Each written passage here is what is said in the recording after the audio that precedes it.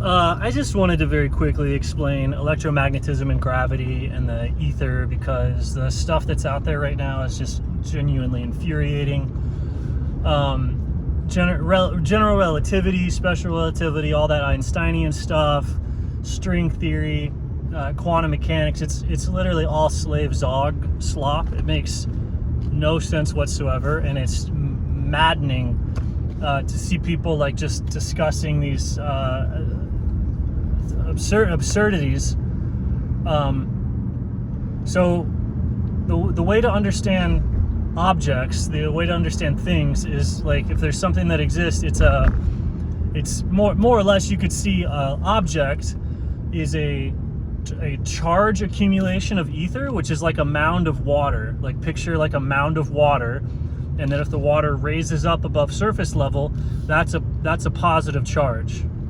And then a negative charge is if there's a trough or a depression in the water, right? So anytime that you have a wave, you have a elevation in the water, and then you have a trough of water on either side of the wave, and that's kind of the frequency. And then that wave is also an object.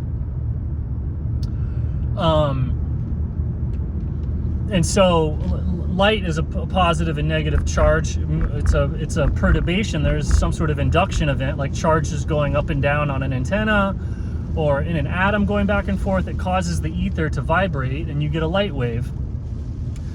The things that people associate with like electromagnetism and gravity is just larger waves. So as ether, as objects mass together and create a pile, you get a tremendous positive charge, and that positive charge is attracted to the troughs. If the water's up high, it wants to go down low. It wants to find neutral. It wants to find even, where the surface isn't under tension. If the surface is pressed down or the surface is raised up, you're going to get tension, so it wants to pull itself back to normal. People kind of call that gravity, but it's also it's just all the force stuff. So it's when you have a large charge accumulation, that's kind of essentially a standing wave. And so the standing wave can be created, like a water tower is a standing wave. So that's a bunch of charge held up, and then you let the valve out, and then that water seeks neutral. It seeks flat.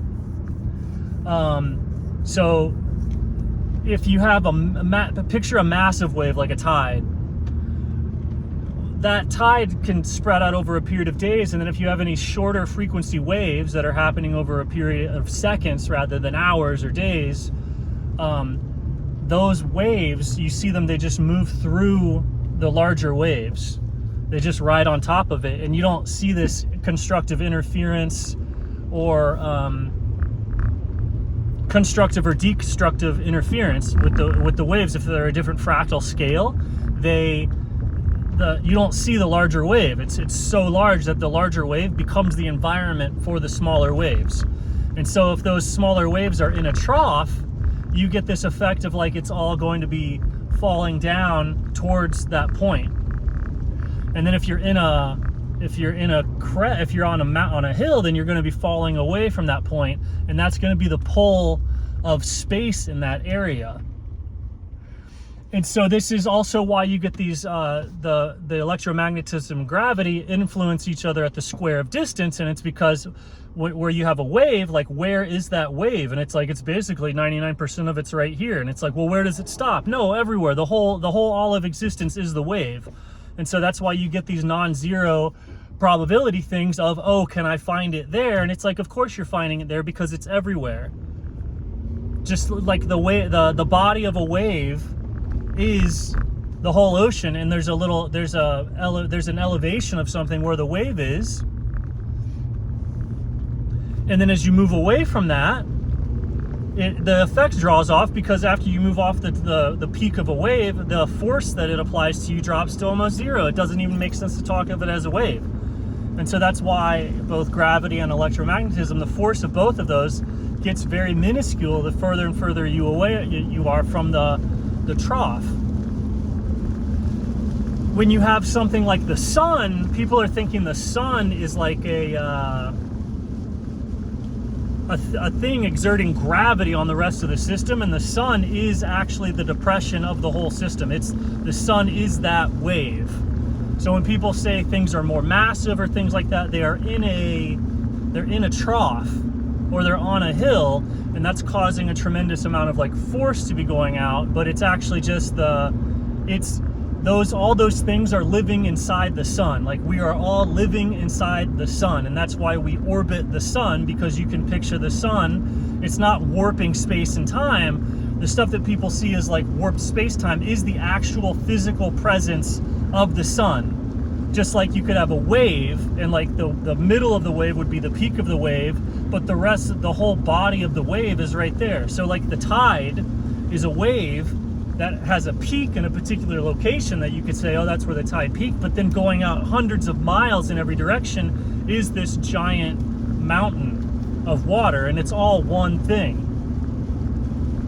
And so the sun, I don't even know if it would be correct to conceptualize the sun as the star at the middle, because the sun is the whole, everything that's happening all at once. And then that since you're inside of the body, or on the body, like you could be inside the body of something, and that's going to be causing a gravitational thing, or on the body of something, and that's going to be like space-time, your reality, sort of. It's so simple. It's all, water is a perfect reflection of the ether, because water is a substance that naturally reflects.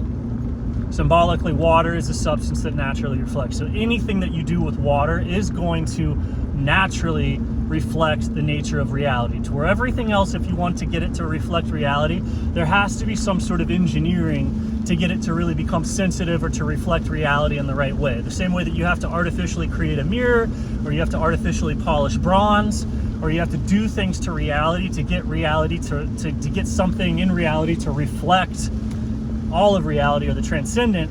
You kind of have to manipulate it, but not with water. It's always constantly reflecting and responding to everything. So anything that you do with it will take on a symbolic, like transcendent nature of truth. It'll be scientifically true, symbolically true, metaphorically true, logically true. All of that's going to be happening in water, because water is sensitive to all these different types of energies, and not only is it sensitive to them, but it reflects them. So water both responds to and reflects energies. More so when there's different things are dissolved in it, like different ions and DNA and stuff like that. So, but when you're trying to figure out gravity and electromagnetism, look for the reflection of how energy moves or behaves in water, and you'll see the most basic, raw, primal analogy by which you can understand all energy everywhere without having to cut it apart into different pieces, right? If you say everything's a wave, well, then you need to look at it as a single system. And the only way to learn how to do that is by looking at the nature of the ocean, looking at how things exist in the ocean, how they are the ocean. Some things are waves, some things are floating in the ocean. Even the things floating in the ocean, even if it's not the ocean, behaves exactly like the ocean if it's floating it. So as a wave goes by, all the trash and the dolphins and the fish in the water take part in transmitting that wave, even though they're not water. So there's stuff like that, to where you have fields in reality, and things are in those fields the same way that you have stuff floating in water. And yeah, light's just that thing. And so you're looking at, when you're looking at gravitational objects, that's all the dark matter, all the dark, like, well, it's all like, it's because it's ignoring, people are ignoring the actual body. People's actual bodies are made of ether. So it's not any of the patterns that you're seeing in the ether, the body, the actual thing. And you can see this in everything around you if you can see it in yourself. You're not the surface of reality, which is all of your electrons, protons, skin, everything you can see is the surface of the water. But what you are actually made out of is the bulk ether, is the thing that creates positive and negative charge, and it's the substance or the material of a wave. The material of a wave is not the surface. And so because you are a wave, normally this subsurface thing, you would go, it's invisible. It's invisible. And it goes, yes, it is invisible, but the subsurface of the ether is also the stuff that makes your own body. who you really are. And so if you feel who you really are, you can start to see that what the sun really is. You can start to see what gravity really is. And because it's composed of this invisible thing that's as elusive as your own consciousness, it's as elusive and invisible as your eye. And so intellectually, scientifically, it's completely incomprehensible, but through direct apprehension of like what? Your eye, you can directly apprehend your eye. So you can directly apprehend the substance of the sun. You can directly apprehend the substance of anything.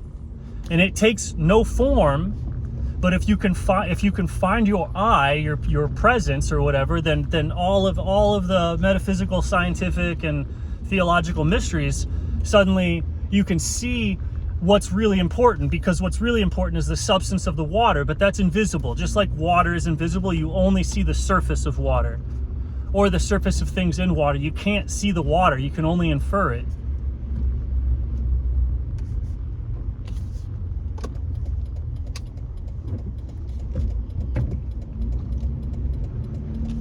Unless you know yourself. And so yourself is as invisible as all these other truths, right? But you can know it, and then you know what the water itself is doing, not what the surface is doing. And obviously the surface is always reflecting the depth. So you don't see anything new. All the information is being presented on the surface. You don't see anything new, but instead of having to know all that information, you are it. You just are your body. And so by understanding and knowing what your body actually is in relationship to the surface phenomenon of all the things you could know,